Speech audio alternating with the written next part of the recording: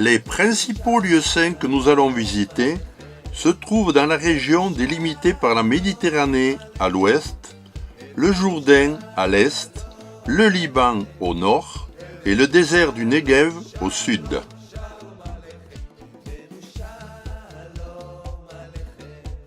Pendant une semaine, le père François de Sales va faire découvrir à 23 pèlerins cette terre sainte sur les pas de Jésus.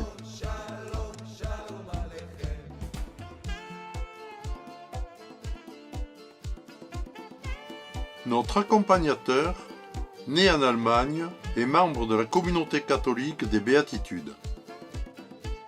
Il vit en Israël depuis 18 ans, où il est responsable de la maison des Béatitudes, Emmaüs Nicopolis.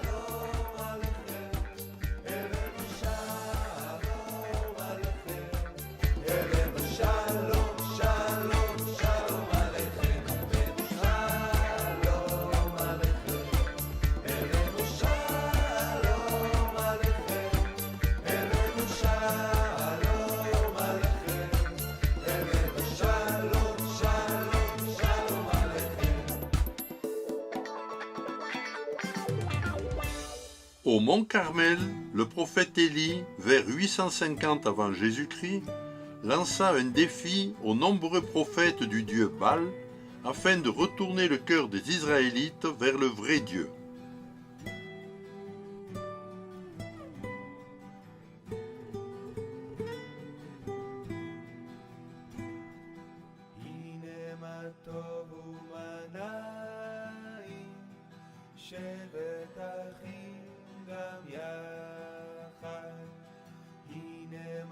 Dans la brume du petit matin, depuis le mont Carmel, on découvre le port de Haïfa, troisième ville d'Israël.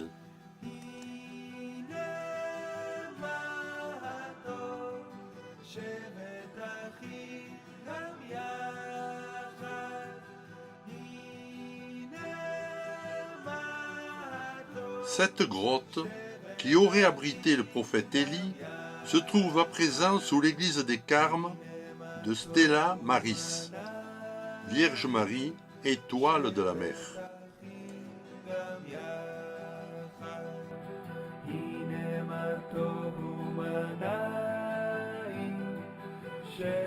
Césarée est un des sites archéologiques les plus beaux et les plus intéressants du littoral de la Terre Sainte.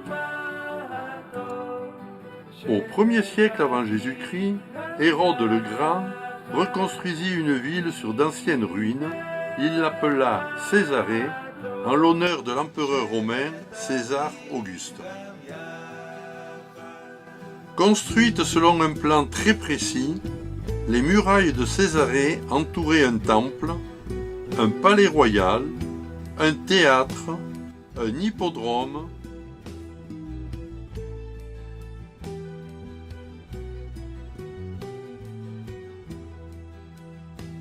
des résidences, des édifices publics et un grand amphithéâtre.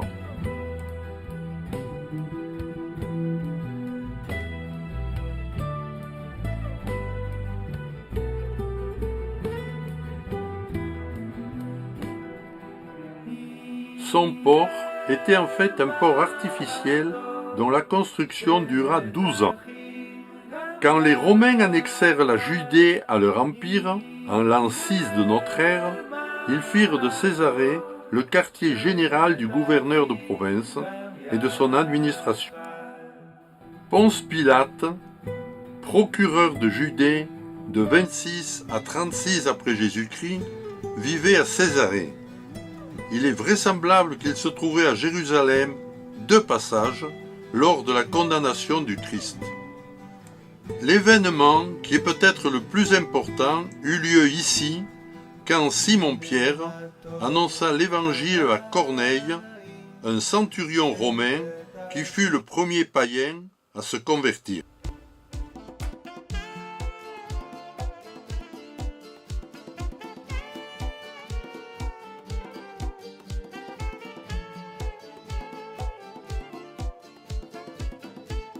Nazareth est une ville bruyante et anarchique dont la population arabe, musulmane et chrétienne, est de près de 100 000 habitants. Hallelujah, la ola. Hallelujah, yashiru kula. L'église de l'Annonciation est présumée être construite sur le site où l'ange Gabriel apparut à Marie pour lui annoncer qu'elle serait la mère du Sauveur. Au niveau inférieur se trouve la grotte sacrée. C'est à Nazareth que Jésus croissait en sagesse, en taille et en grâce. Ici encore, il apprit le métier de charpentier avec Joseph et y vécut pendant 30 ans.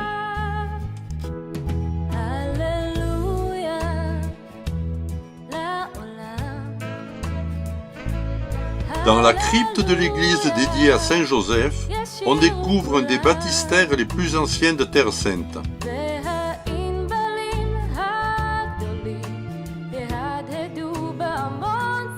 Dans les sous-sols du couvent des Sœurs de Nazareth, nous pouvons voir un tombeau avec une pierre roulée qui a gardé le nom de tombeau du juste.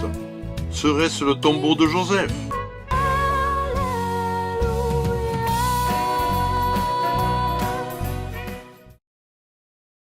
Le village de Cana en Galilée est aujourd'hui une ville presque entièrement musulmane, située en contrebas de Nazareth, sur la route qui mène à Capharnaüm.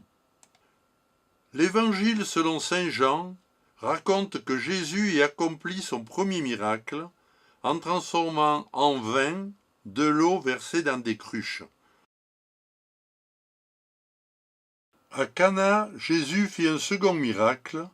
À la demande d'un fonctionnaire royal, il guérit à distance le fils de celui-ci qui était malade à Capharnaüm. Un petit verre de vin de Cana pour chaque touriste donne à la visite un petit air de fête.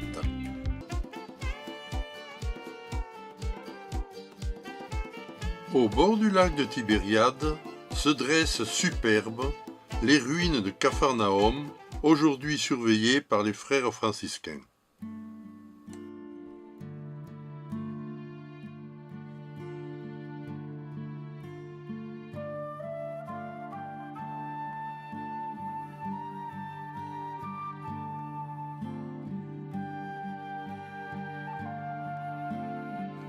La rive ouest du lac est très poissonneuse et l'on comprend aisément que Pierre et son frère André, originaires de Bethsaïde, plus au nord, se soient installés de préférence à Capharnaüm pour pêcher. Cette basilique octogonale est construite au-dessus de la maison de Pierre, où Jésus a logé durant son ministère en Galilée. C'est toute la vie prophétique de Jésus qu'il convient de revivre ici, sous son double signe, proclamation de la bonne nouvelle et miracle. Jésus sortit de Capharnaüm, décidément trop étroite pour accueillir les foules qui accourent vers lui, gravit la colline qui domine le lac de Tibériade. Il s'assit au sommet et prononce le sermon sur la montagne. Heureux les pauvres en esprit, car le royaume des cieux est à eux. Heureux les cœurs purs, car ils verront Dieu.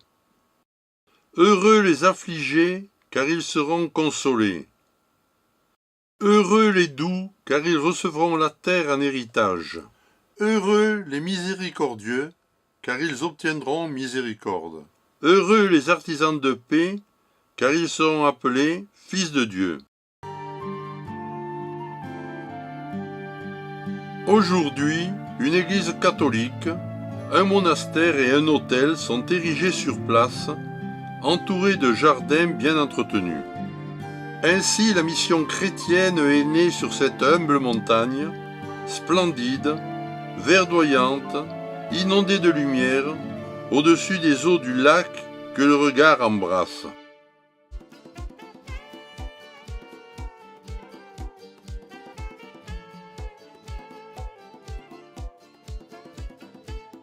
Selon les évangiles, Jésus, suivi par une foule considérable, procéda à 2 reprises à la multiplication des pains et des poissons.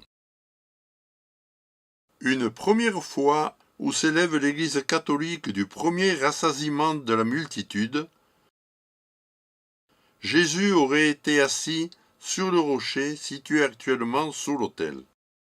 En ayant donné l'ordre de faire asseoir les foules sur l'herbe, il prit 5 pains et 2 poissons, leva les yeux au ciel et dit la bénédiction.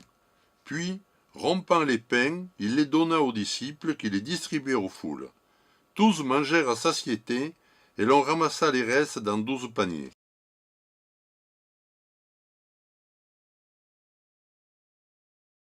C'est ici, selon la tradition, que Jésus apparut à ses disciples après la résurrection et qu'il restaura le statut d'autorité à Simon-Pierre au sein de l'Église à la suite de ses 3 reniements. Par 3 fois, Jésus dit à Simon-Pierre : « Simon, fils de Jean, m'aimes-tu ? Oui, Seigneur, tu sais tout, tu sais bien que je t'aime. » Ce rocher, surnommé à présent Mensa Christi ou table du Christ, indique le lieu où les disciples mangèrent ce jour-là. Il est à l'intérieur de cette église.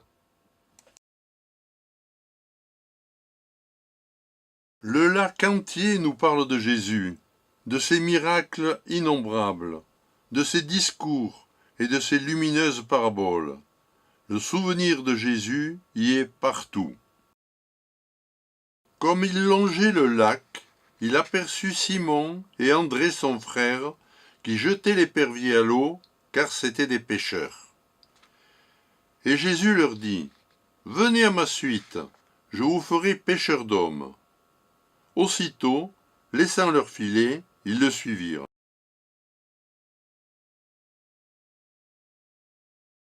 Les évangiles racontent que Jésus marcha aussi sur la mer de Galilée pour rejoindre ses disciples qui ramaient dans une barque.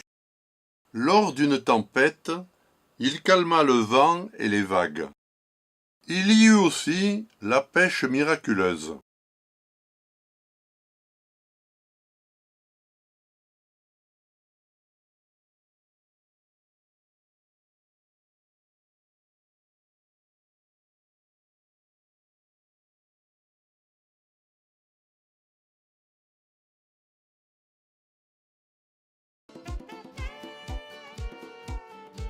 Le mont Tabor, avec sa forme arrondie, s'élève majestueusement en Basse-Galilée. Selon une tradition chrétienne, ce mont est le site de la transfiguration de Jésus.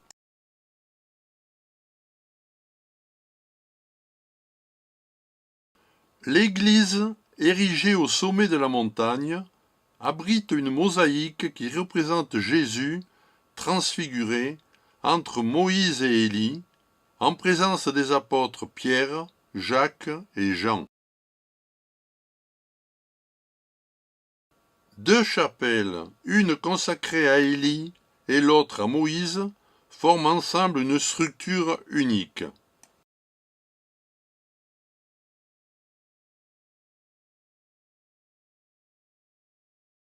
Du sommet du Tabor, à 588 mètres d'altitude, on peut contempler le superbe panorama de la région.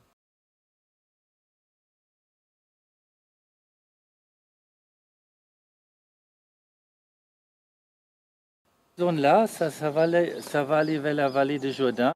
Le Jourdain coule du nord au sud de la Terre Sainte, passe à travers la mer de Galilée et poursuit son chemin jusqu'à la mer Morte. Ce cours d'eau fait partie d'une importante fissure géologique, la fissure syro-africaine, la plus profonde de la Terre. Le long du Jourdain, Jean le Baptiste prêchait le baptême du repentir en vue de pardonner les péchés. Son ministère atteignit son point culminant avec le baptême de Jésus.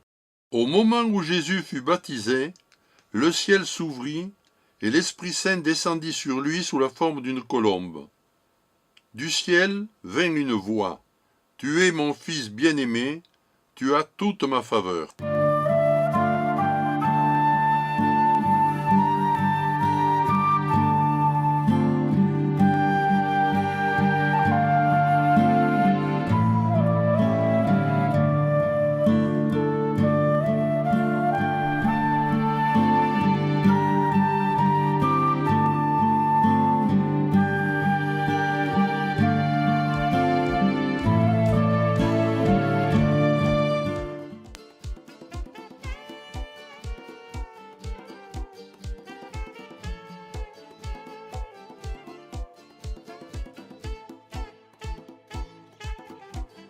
« 800 manuscrits ont été découverts de 1947 à 1956 dans 11 grottes au nord-ouest de la mer Morte, à Qumran. Ils s'échelonnent du IIIe siècle avant Jésus-Christ au 1er siècle après Jésus-Christ. Le total des manuscrits bibliques retenus par la Bible hébraïque, trouvée à Qumran, était de 202. Aujourd'hui, il est possible de voir une grande partie de ces rouleaux de manuscrits au sanctuaire du livre à Jérusalem. Le point le plus bas sur Terre est la mer Morte. Sa surface étend environ à 400 mètres au-dessous du niveau de la mer.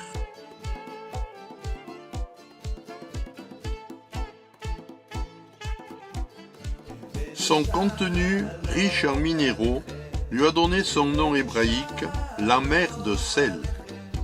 Par conséquent, la vie animale et végétale y est presque nulle, d'où son nom, mer morte.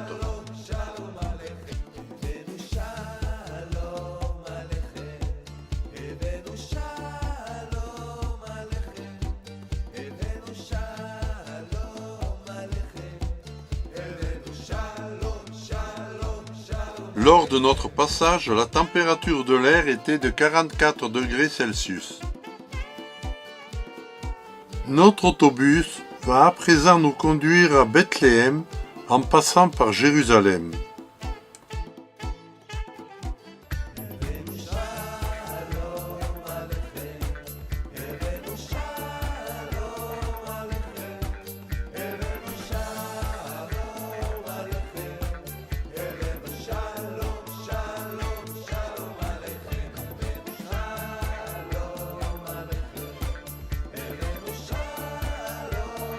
Le fameux mur de 7 mètres de hauteur sépare la Cisjordanie de l'État d'Israël.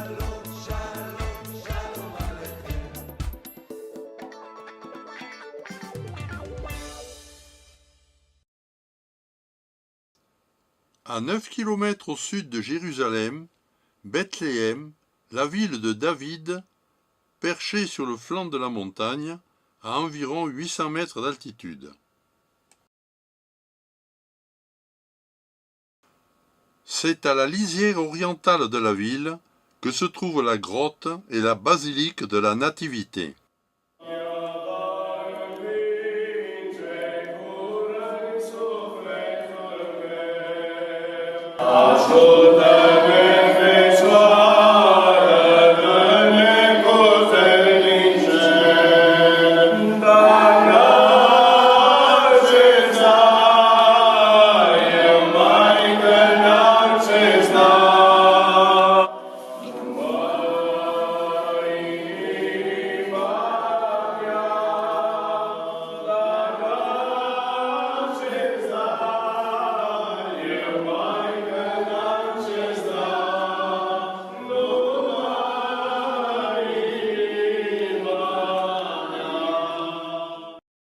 Dieu avec nous, Dieu pour nous. Non loin de Bethléem, Ben Saour a conservé l'ambiance pastorale des temps évangéliques. Dans la campagne environnante, on voit passer des troupeaux de moutons et aujourd'hui encore, des bergers habitent des grottes à flanc de collines. Certaines d'entre elles ont été vénérées dès le IVe siècle par des pèlerins désirant revivre les instants émouvants de l'annonce au berger. Il est probable qu'aucune de ces grottes n'a accueilli les bergers de la crèche. Il est bon pourtant de flâner en ces lieux, d'entendre encore la parole de l'ange au berger. Soyez sans crainte, car voici, je viens vous annoncer une bonne nouvelle qui sera une joie partout pour tout le peuple. Il vous est né aujourd'hui, dans la ville de David, un sauveur.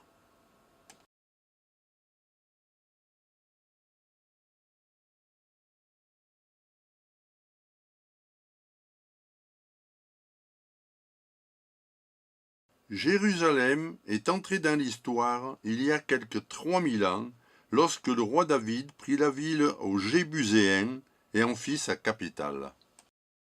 Jérusalem et son premier temple furent détruits par Nabuchodonosor en 587 avant Jésus-Christ et une partie de sa population fut exilée à Babylone. Le second temple fut construit au retour de la captivité des Juifs entre 520 et 515 avant Jésus-Christ. Hérode fit du second temple une des merveilles du monde antique. La seule porte toujours en place depuis l'époque de Jésus est celle de Jaffa. Les passants que l'on croise aujourd'hui sont des Arabes musulmans, des Arabes chrétiens, des Juifs et beaucoup de touristes de tous les continents.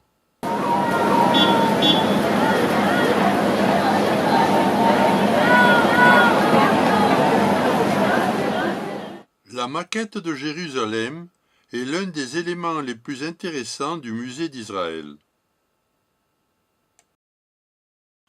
La maquette est à l'échelle de 1/50. Elle est donc très grande et recouvre presque 4000 m². Elle permet de voir la topographie et l'architecture que l'on trouvait à Jérusalem lors de la fin de la période du Second Temple, c'est-à-dire 66 ans après Jésus-Christ.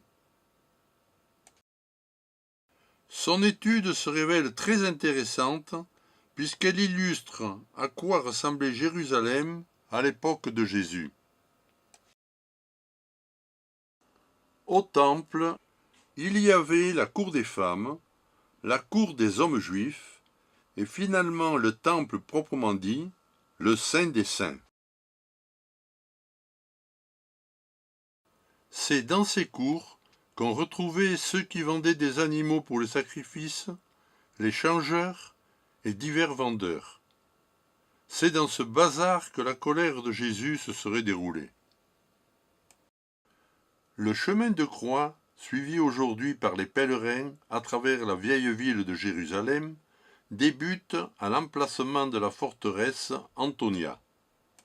Les stations de 1 à 9 sont dans les rues où à certaines heures les haut-parleurs arabes appellent à la prière musulmane.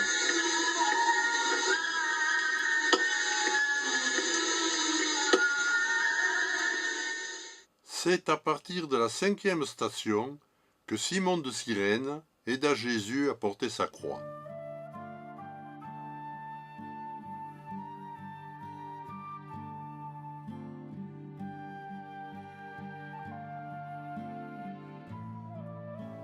En suivant la Via Dolorosa, on passe au milieu des souks arabes et le bruit de la foule ne prête guère à la méditation.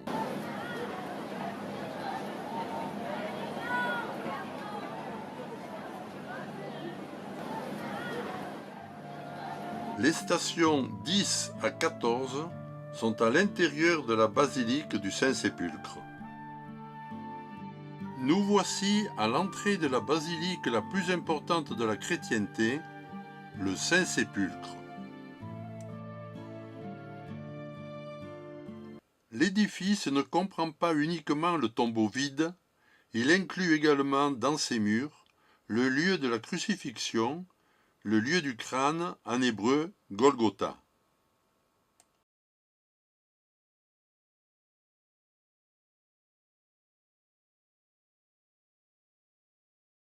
Une quarantaine de mètres séparent tout au plus le lieu du supplice du jardin où était creusé le tombeau de Jésus. L'église du Saint-Sépulcre, que les orthodoxes appellent l'église de la Résurrection, a été malmenée par l'histoire. Dès les origines, des chrétiens s'y rendaient en pèlerinage.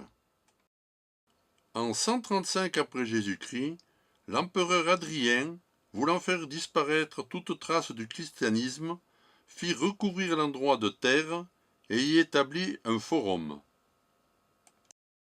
Sainte Hélène, mère de Constantin, y fit construire une basilique qui englobait le Golgotha et le tombeau du Christ. Autour de l'an 1000, le calife Hakim fit raser entièrement le tombeau. Le monument de marbre dans lequel les pèlerins entrent aujourd'hui ne comporte plus une seule pierre du tombeau.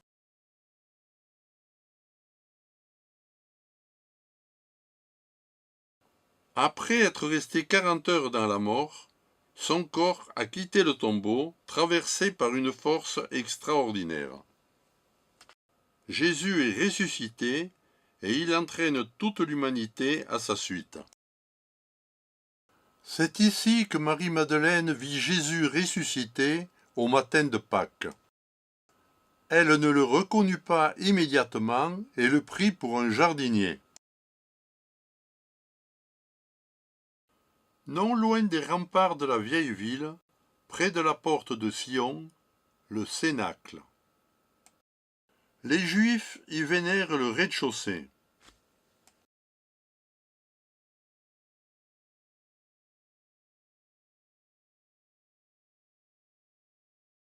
Au premier étage, les chrétiens se souviennent de la chambre haute de l'Évangile.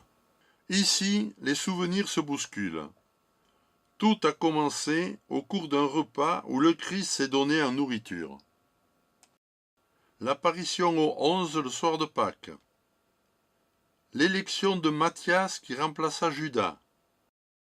Le Cénacle est aussi le lieu où, le jour de Pentecôte, les apôtres se trouvant tous ensemble avec la Vierge Marie, reçurent l'Esprit Saint sous forme de langue de feu.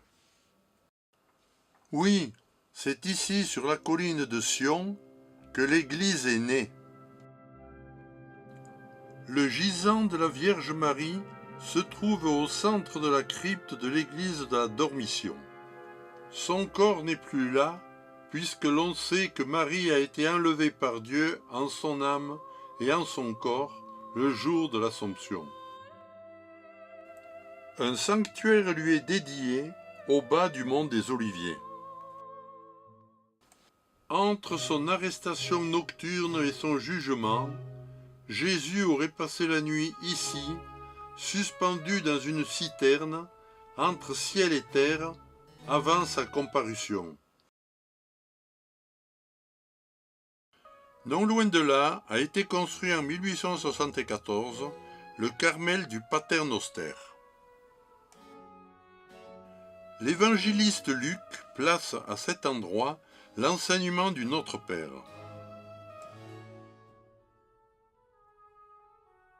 Cet enseignement fut vraisemblablement fait en araméen, qui était la langue du Christ, puis adapté à l'hébreu, langue des Juifs. On peut y voir des traductions en diverses langues, ce qui donne au lieu un côté universaliste apprécié par les pèlerins. Pater Noster quies in celis. Que ton nom soit sanctifié, que ton règne nous avengue, que ta voluntat se faga sur la terra como en el cielo. El nuestro pan de cada día, doneu-nos hoy. Perdona nuestras ofensas, como también nosotros perdonamos a los que nos ofenden. Y no nos dejes caer en tentação, ma liberaci del male. Amen.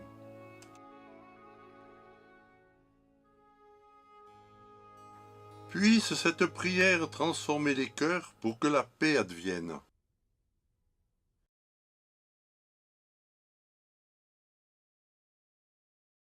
Depuis ce lieu, le panorama sur la vieille ville et sur l'esplanade où s'élevait autrefois le temple est extraordinaire. La vallée de Josaphat est couverte de tombes juives, musulmanes et chrétiennes. Selon le prophète Joël, le jugement dernier devrait se passer ici. Dominus Flevit est lié à l'entrée messianique de Jésus à Jérusalem pour la fête des Rameaux. Assis sur un âne, Jésus emprunta vraisemblablement ce chemin pour se rendre au centre de Jérusalem.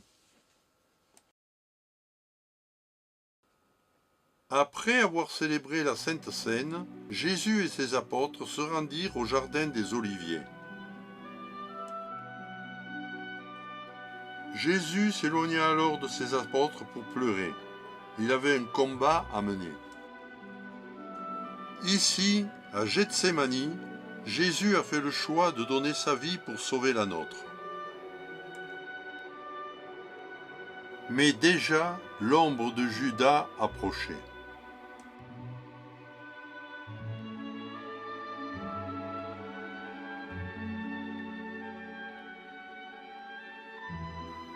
Depuis l'époque byzantine, on se souvient ici de la naissance de Marie, née de Joachim et de Anne, qui étaient stériles, mais qui ont été comblés par le Seigneur dans leur vieillesse.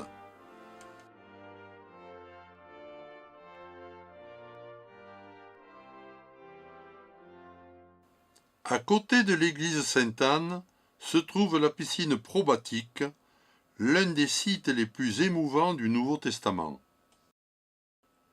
C'est en effet auprès de cette piscine que Jésus va rendre l'usage de ses membres à un homme infirme depuis 38 ans. Il lui dit « Prends ton grabat et marche ». Et l'homme se leva et partit en marchant. On se souvient que le lendemain de l'arrestation de Jésus, ses disciples s'étaient dispersés. Mais Pierre a suivi Jésus de loin. Il s'est introduit dans la cour du grand prêtre, se chauffe au brasero et nie par 3 fois de connaître son maître. Le coq chante, Jésus pose son regard sur Pierre qui sort et pleure amèrement. Le mur des Lamentations est probablement un des lieux les plus connus de Terre Sainte. Ce mur est l'un des vestiges du second temple construit à l'origine au VIe siècle avant Jésus-Christ et agrandi par Hérode le Grand au 1er siècle après Jésus-Christ. Il symbolise le retour du peuple d'Israël vers la terre promise. Il s'agit d'un des sanctuaires les plus sacrés pour les Juifs, un lieu de culte et de réjouissance. Dans la pratique juive orthodoxe, les femmes et les hommes prient séparément devant le mur. Les fidèles viennent ici du monde entier pour prier Dieu. Certains écrivent leurs souhaits sur des bouts de papier qu'ils insèrent ensuite entre les pierres du mur.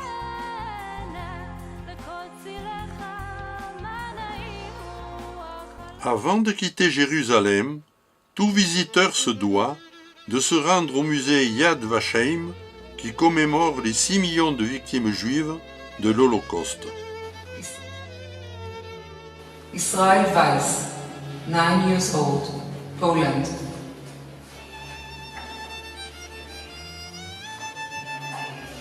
Albert Wojcicki, 17 years old.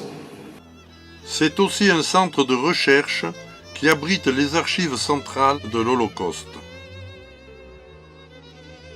L'exposition permanente présente les événements de l'Holocauste et des objets authentiques provenant des ghettos et des camps de concentration.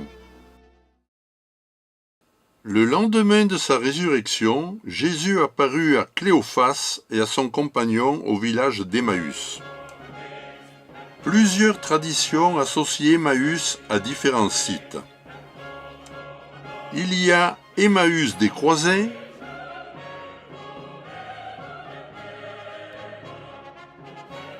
Et il y a aussi Emmaüs Nicopolis, par lequel se termine notre pèlerinage.